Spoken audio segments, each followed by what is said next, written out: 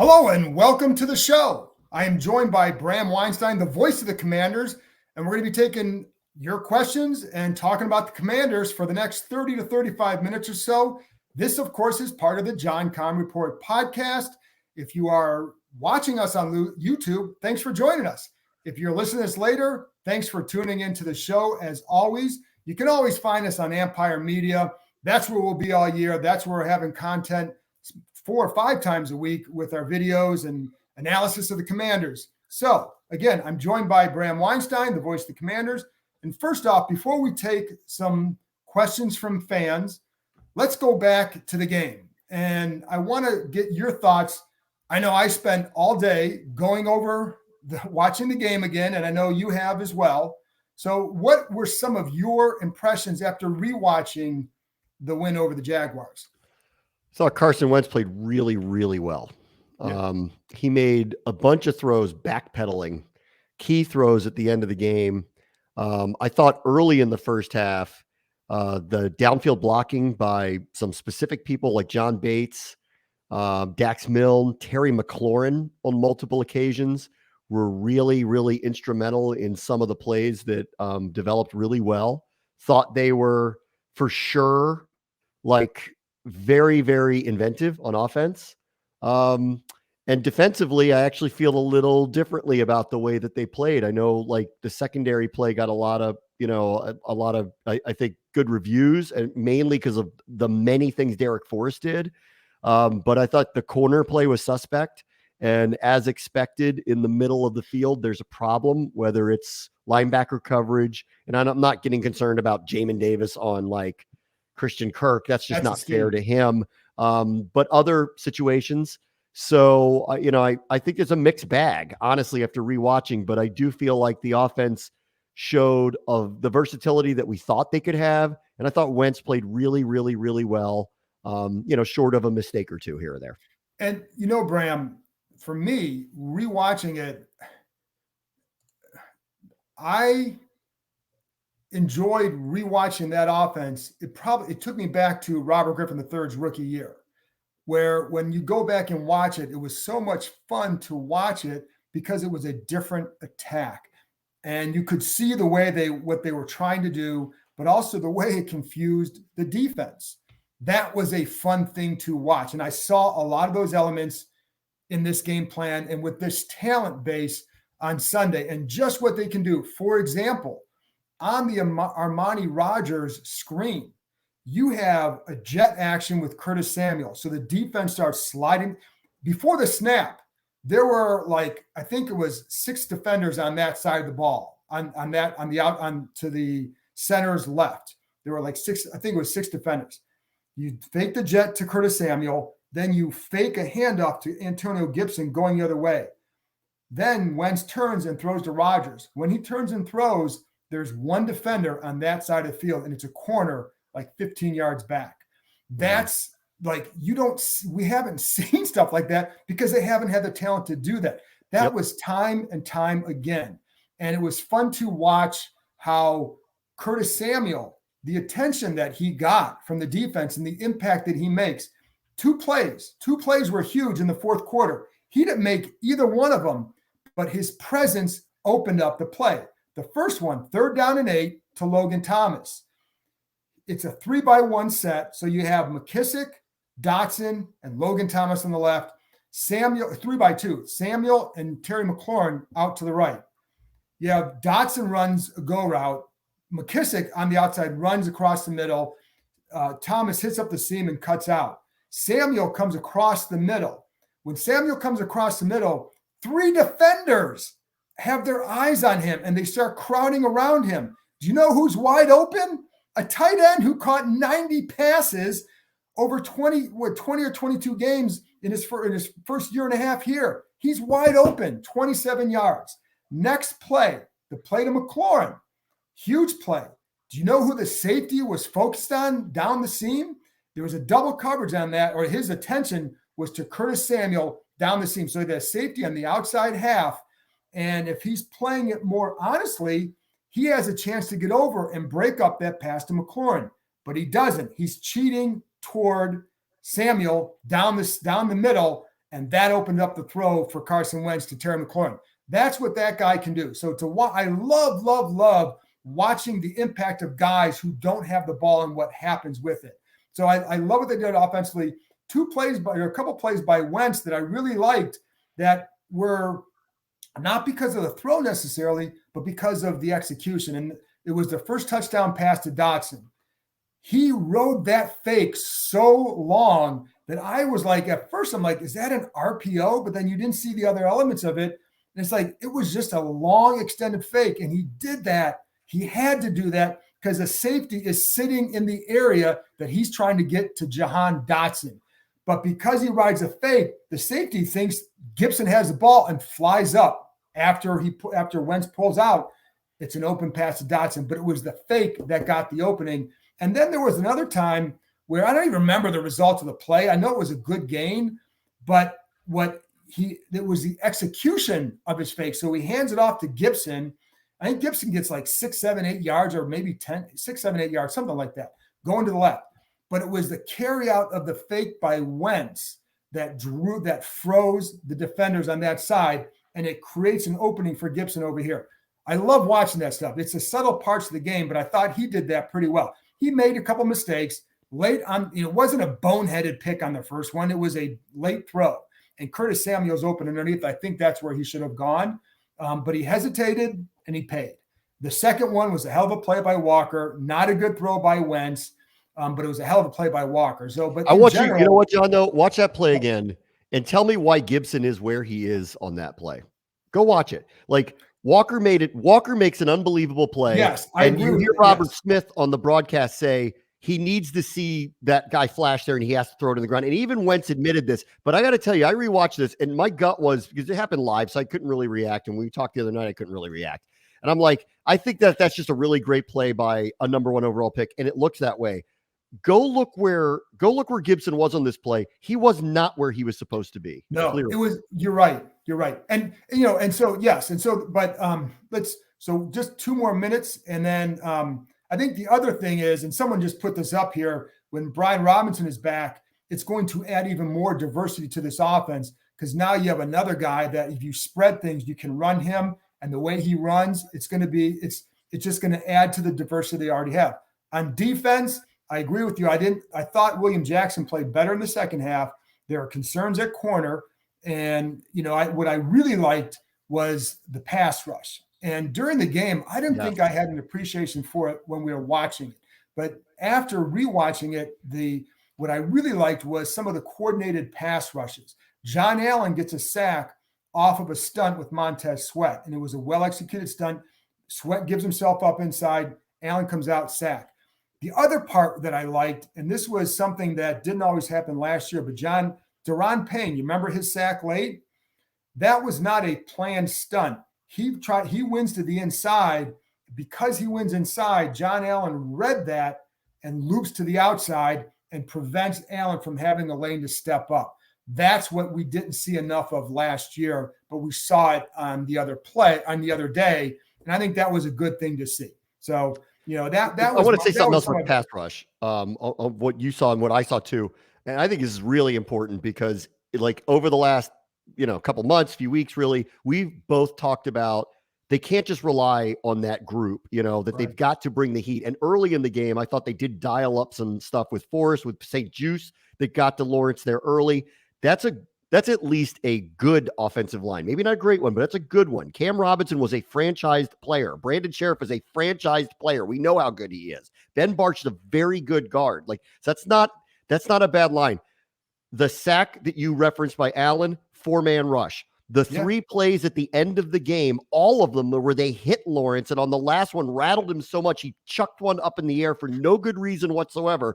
4-man rush each one of those times. So if that's going to become a more prevalent part of their arsenal, then I like what I see. My gut tells me they need to bring more heat in general, just based off past performance. But that was a really, really good sign for the defense that even without Chase Young, in critical moments, 4-man rushes were getting home. And with the game on the line, they only brought 3 straight times and hit Lawrence on every single play.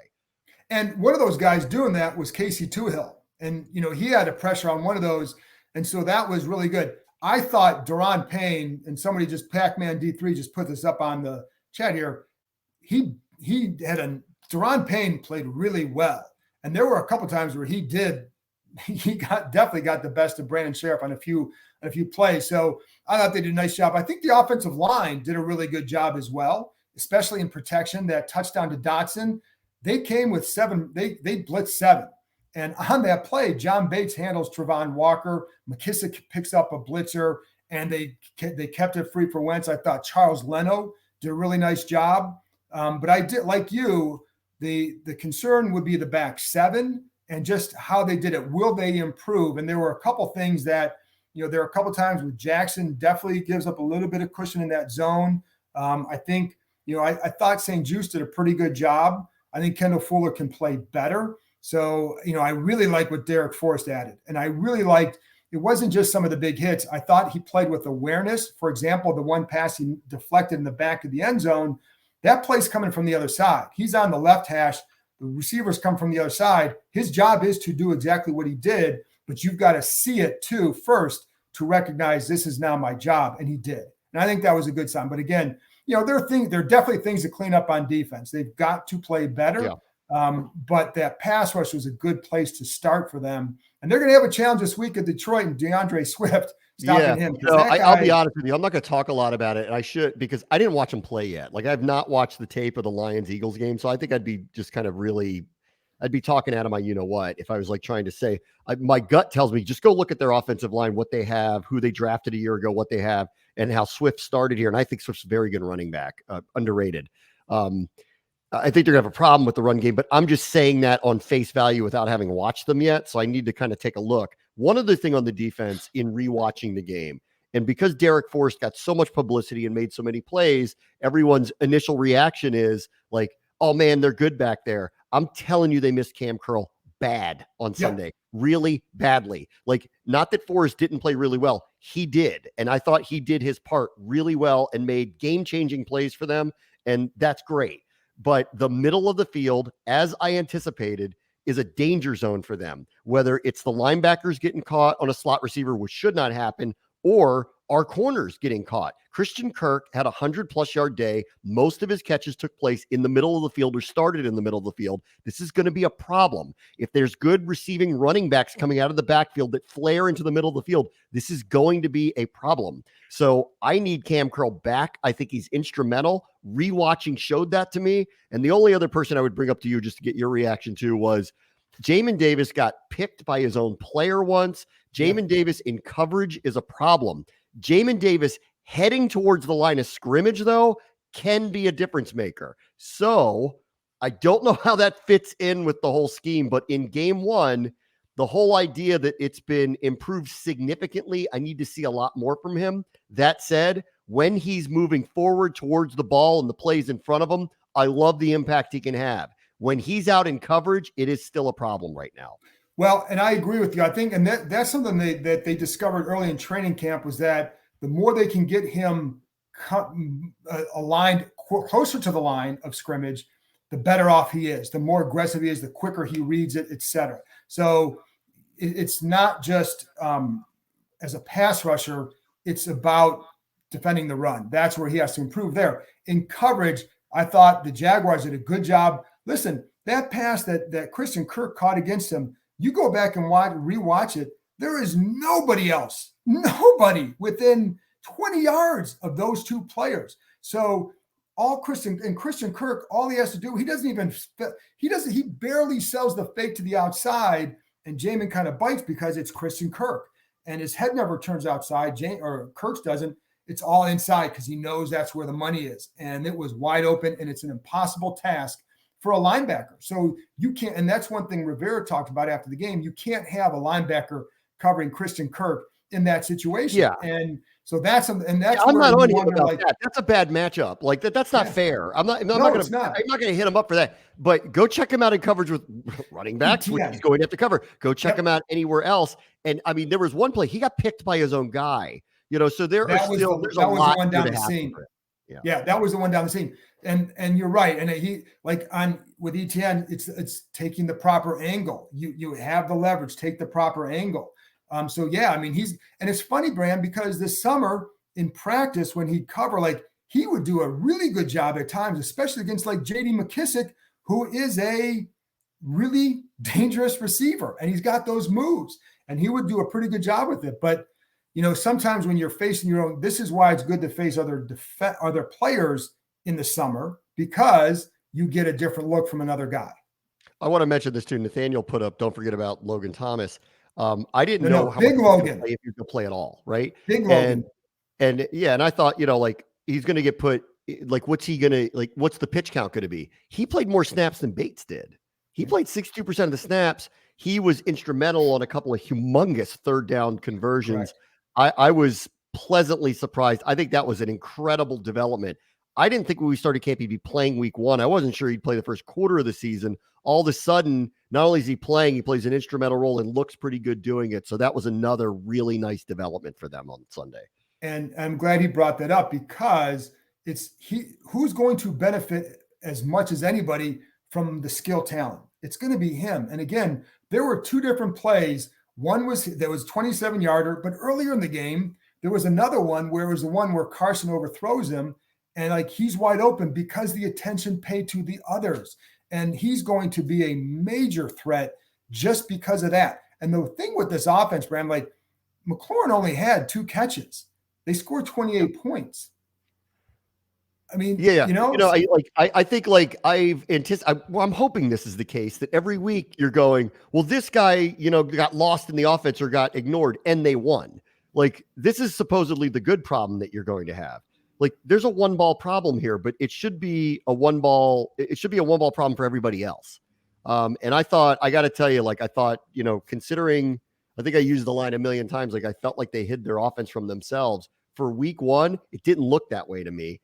And I got to give Scott Turner a lot of credit. I mean, I thought it was very inventive. They caught people off guard. The space between their receivers and the Jaguars defenders, who are really fast in their front 7, they had no idea what was coming.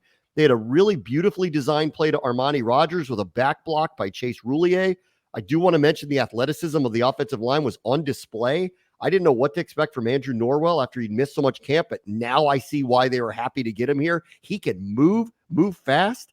Roulier had a good moment. Cosme can move. I saw him pull a couple of times and get into the lanes. Yes, there were mistakes on the offensive line. Yes, I'm worried about Schweitzer potentially not being available to them. I think that's a big deal just as a rotational piece or potentially a starter for them if he's going to be out for any period of time. But I thought the offensive line, all in all, played very well and showed off a lot of athleticism the other day. Well, and here's the other thing too. I brought up McLaurin. McLaurin and McKissick combined for 78 yards receiving, and they scored 28 points. Like, those are 2, like if that had happened the last couple of years, they probably don't have a chance to score 20 points, let alone 28. And I think that's where this offense is different. And you're right. Like the summer, what we did know was that Curtis Samuel looked pretty good, and that he was going to make guys miss, and that Jahan Dotson looked good, and that we know Terry McLaurin, and we started to see Gibson being more involved in the pass game out of the backfield. But we didn't know how it was going to all look together and the way they're going to do. And you're right. Like, there were a number of times where they created extra space for the offensive guys simply because the direction and the design of the play.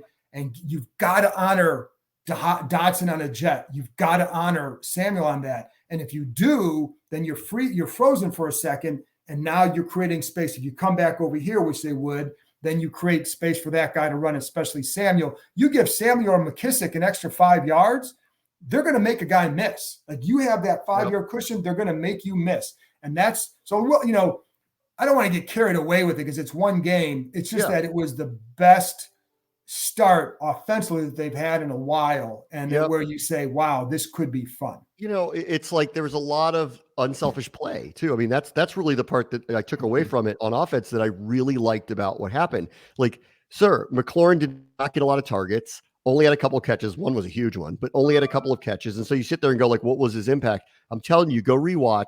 You will see on a couple of different occasions where he had instrumental blocks that sprung plays. One that saved a sack from happening. He saved a sack from happening, coming across the field and clipping a guy to let Wentz get by. And then I don't remember. It was either a Samuel catch or the Samuel touchdown. I don't know. He pulled the pick on that. So Bates blocking down field and blowing people up. The offensive line doing what they're supposed to do, showing off athleticism.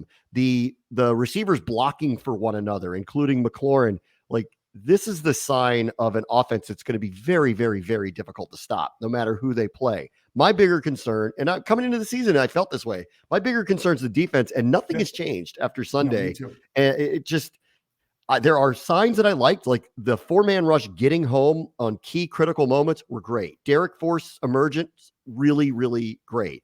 Thought Cole Holcomb outside of, the missed tackle on the walk-in touchdown, thought he played really well, but the corner play and the middle of the field, as expected, is an issue. And a lot of people are pointing out in the chat, like, they're a rolled ankle away from any one of those positions of being in trouble. Yeah. So I think the depth is going to be really tested here, and they've got to get some answers in the middle of the field, and I don't know where they're going to find them.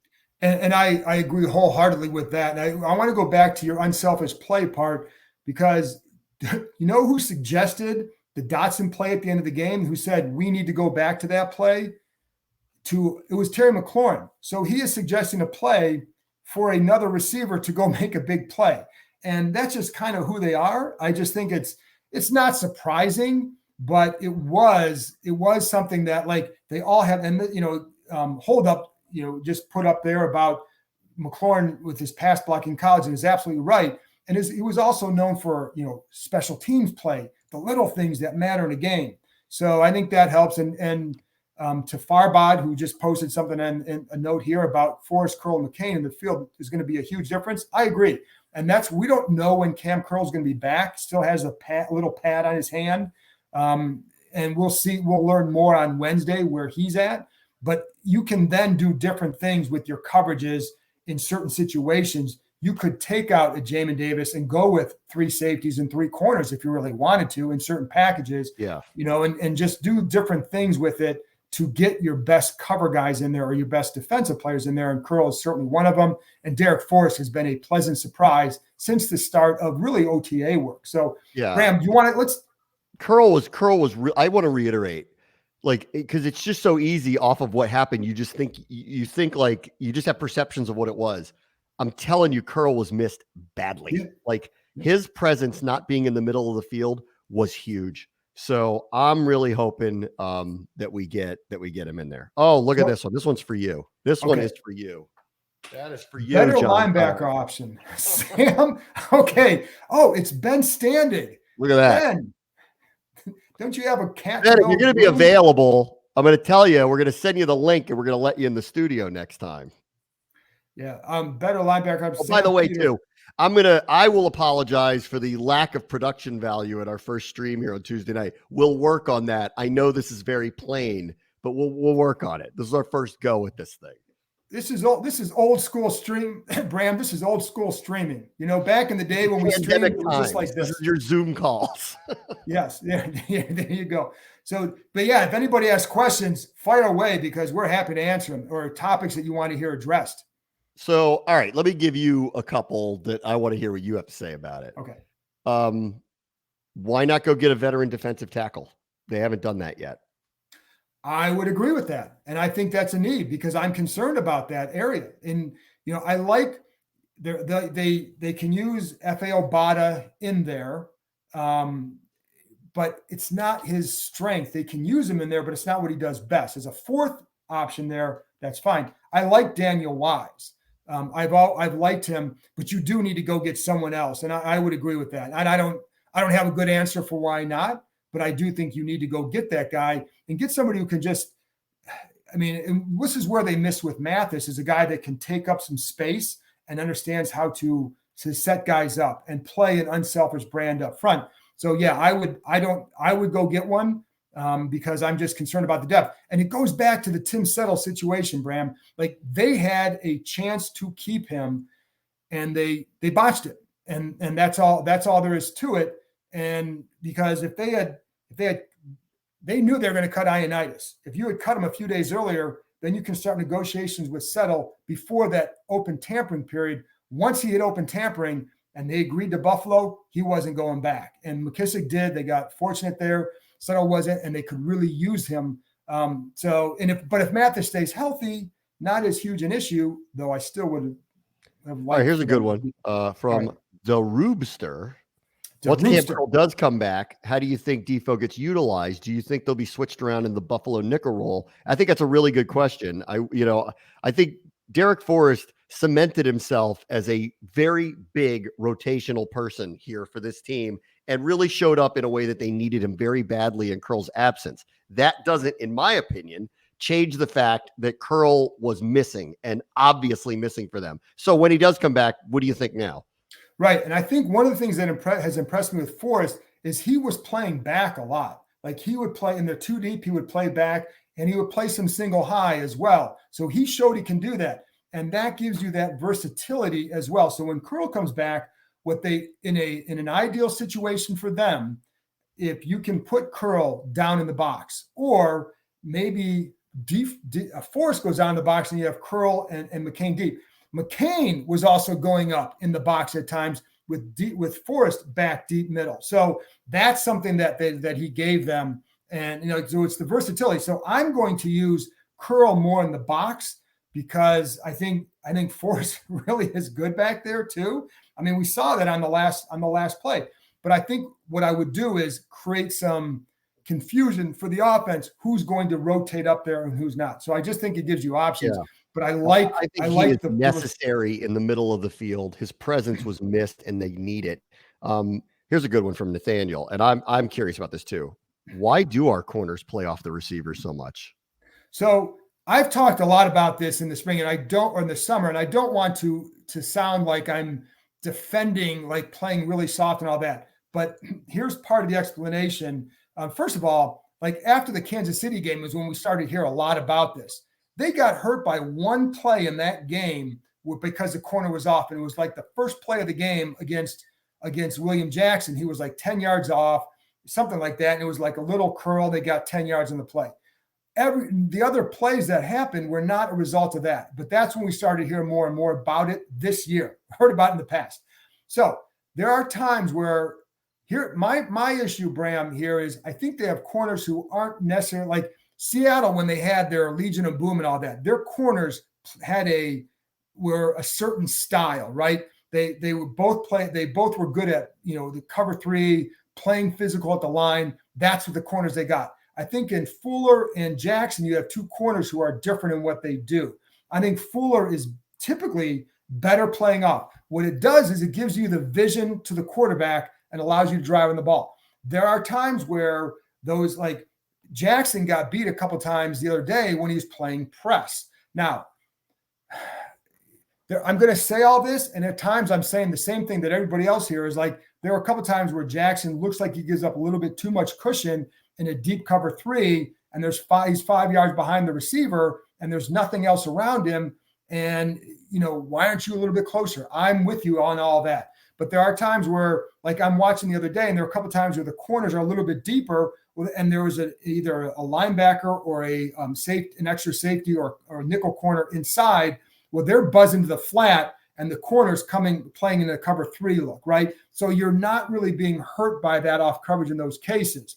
Other times, you're just too far off. And if you notice, like Jackson, I wondered too, and I talked about this with somebody last year, is it a sign of his comfort level in zone? Because if you watch, he's always like, if Kendall Fuller is 7 yards off the receiver, Jackson probably going to be about 8. And it seems like give him that little bit more to read. And just that, I think it's that comfort level in zone. Is he there yet? Having said that, there were a couple times I saw him switching and carrying his guy and doing a good job with that. So I don't know if it's as huge an issue. And again, some of the plays where he had more issues is when he was closer to the line. So, but it gives you the ability to read. I'm not saying it's right all the time. Sometimes the coaches will give the corners the option of like, this is the coverage we're in. You got to be here, do what you need to do to be comfortable to play that way. Right now, you can call press, you can call this, but a lot of times they'll leave it up to the corners as to how do you want to play it. So it's not always a scheme like the scheme says, play 9 yards off. It's not usually that.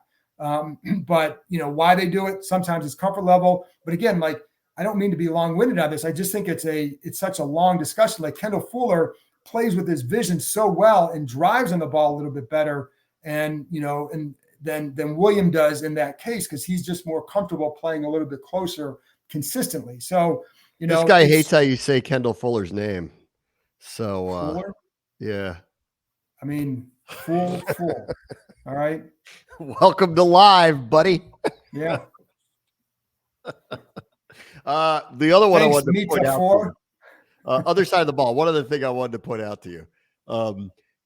I saw this in the second preseason game, and it was when Curtis Samuel, they purposefully put him in motion.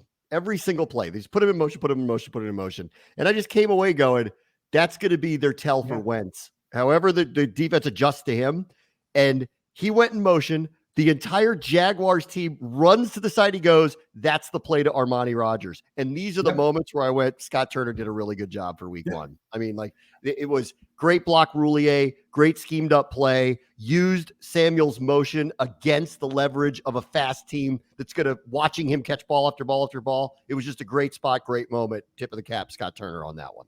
And that was one of the plays I talked about earlier, but you're right. It's funny because when I saw him go in motion a couple of times, I thought about our conversation after the first preseason game, because that was one of the things you harped on after the game, because it was a good tell. It was a good way for Wentz to get a tell, but they have to, the difference, like for people, if you remember 5-6 years ago, when Maurice Harris is running the jet sweep, teams aren't going to honor that stuff. Cause you know what I mean? Like if he's open, he's going to get 4 or 5 yards.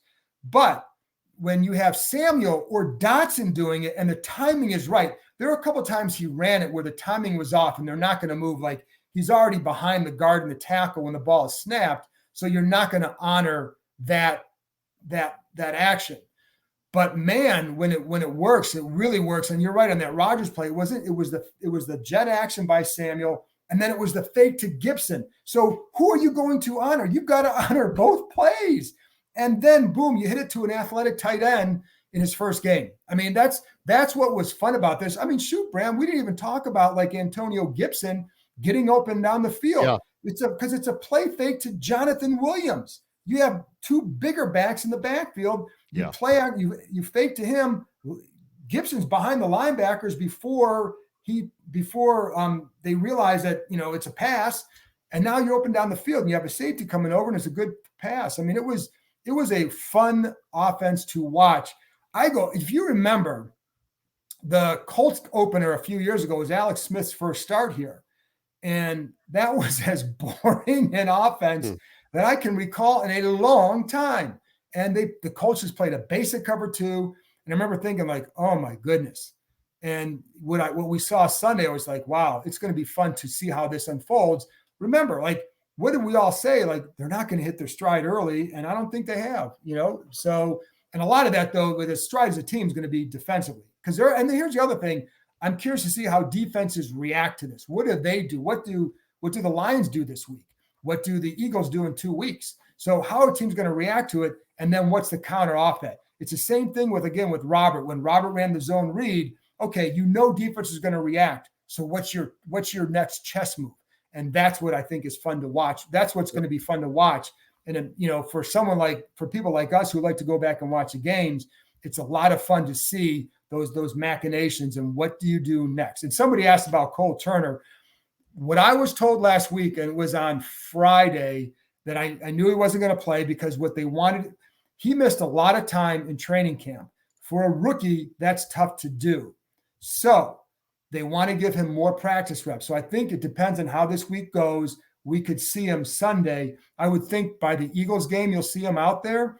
But a lot of it stems from wanting to get him more practice reps to get him more game ready. It's not about the injury at this point, and it hasn't been for a couple of weeks.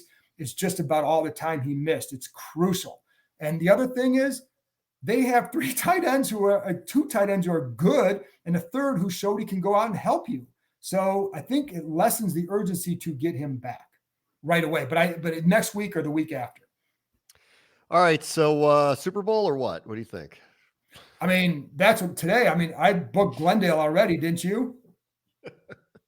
I mean, the funny thing is, Bram, like, we don't know anything about anything just yet, because like, we don't know how good is Jacksonville. We still don't know. We don't know how good this team is. I like the potential of this offense. Yeah. We don't know, like, who saw the Giants beating Tennessee? If I read, I'll give you the because I have to do a million stats for the game. All right, how about this one? So 9 of the 14 teams who made the playoffs a year ago won in week 1, wow. and 3 of the 5 that didn't win in week 1 lost to playoff teams. So there were only 2 teams that lost to a non-playoff team that ended up making the playoffs last year. And secondarily, 7 of the 14 teams that made the playoffs in 2020 did not make it in 2021. It's the 3rd time in the last 5 years that that's happened. So things are really upside down. So maybe we shouldn't be shocked that Seattle, the Giants, Chicago, they're all 1-0. Nobody has a win in the AFC South. This is a weird league. I still think Buffalo looks like a monster, but like everybody else is in the same boat. And this was a really good start. We can nitpick everything. It was a really good start. I think they have a lot of work to do on the defensive side of the ball when they take on, and I got to tell you, like, I was not impressed watching Trevor Lawrence play live, and I was less impressed when I watched him back. He has a propensity to backpedal with any pressure in the pocket, and the ball is nowhere near his target when he's doing that. And the fact that they're not rolling him out more or running more with him, to me, seems crazy, but okay, maybe they'll come around to that at some point that they have to do this. But the defense for me had some very good moments. There were some very good spot plays by certain players.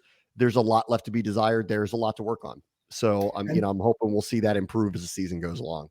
And then my last 2 things, and this is one thing, and I forgot to bring this up earlier. I had it in my notes, but I was talking to Logan Paulson, and someone tougher guy just said NFC is suspect, and I agree. I think the NFC will be wide open. I think there are a lot of teams we don't know how good Green Bay really is going to be. We know how good Aaron Rodgers is. Still a lot to learn about the NFC. But one thing that when I was talking to Logan Paulson on Monday, I love talking to him after the game, and one of the things that we talked about was their ability to use the entire field, and threaten in every quadrant of the field because the quarterback, because of talent that is really different for them. So that's a nice thing to have. The other thing with Lawrence, and you brought it up, and there were a couple of throws he absolutely missed. And then there were a couple of throws that he missed 2 touchdown throws. He missed touchdown throws. Yeah. Correct. And those are huge. Now, one of them, the one to Zay Jones that he missed, was to me the result was a result of basically what you said earlier, backpedaling because there was pressure and he had to throw quickly. But man, like the one to ETN was just a miss, and that's a bad miss. And there were a couple of bad misses, and I would say this, like Carson Wentz had a couple misses. Now usually on his misses, this is the other thing.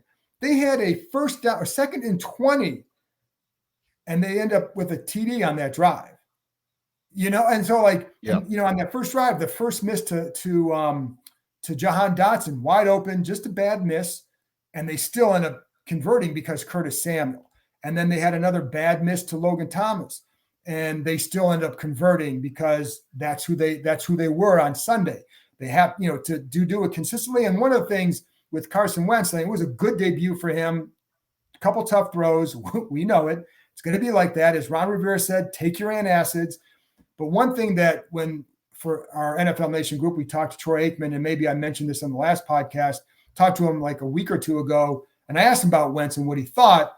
And he said, like, it's the consistency. It's not just game to game. It's play to play, series to series. So the key for him is come out next week and just do it again. Do it again, do it again. And you can rewrite the narrative that surrounds you by doing that. And, you go out and do that, and then you have Philly coming in the next week. It's going to be a lot of fun. Yeah, I don't know. So I would give you a preview of the Lions. I just haven't watched them play yet. So I'm going to do that. I watched about 10 plays of DeAndre Swift. I like how the Lions block up front. They did a good job of creating space for him. And a big key for him will be if you get him in space, he's going to make a guy miss. You've got to have people around him to gain tackle. But again, sometimes, like he had a 7-yard touchdown run, he wasn't touched. It was play design. And they do a good job with the receivers cracking down. Their blocking was really good. And if you get that guy at the second level, it's going to be trouble. So I mean, just on paper, their personnel on their offensive line's strong. So it's probably the strongest unit on their team. So I'll be interested to take a look how they manage their run game. And, I would assume off of just statistics that there's going to be opportunities for Washington to showcase their offense again. So hopefully we'll get a chance to do that on Sunday. Last one then. Do we have any other questions or anything from anybody? No.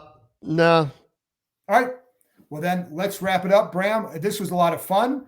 Thanks to everybody who joined us for our first YouTube live streaming session. We will be doing this every Tuesday at 7:30.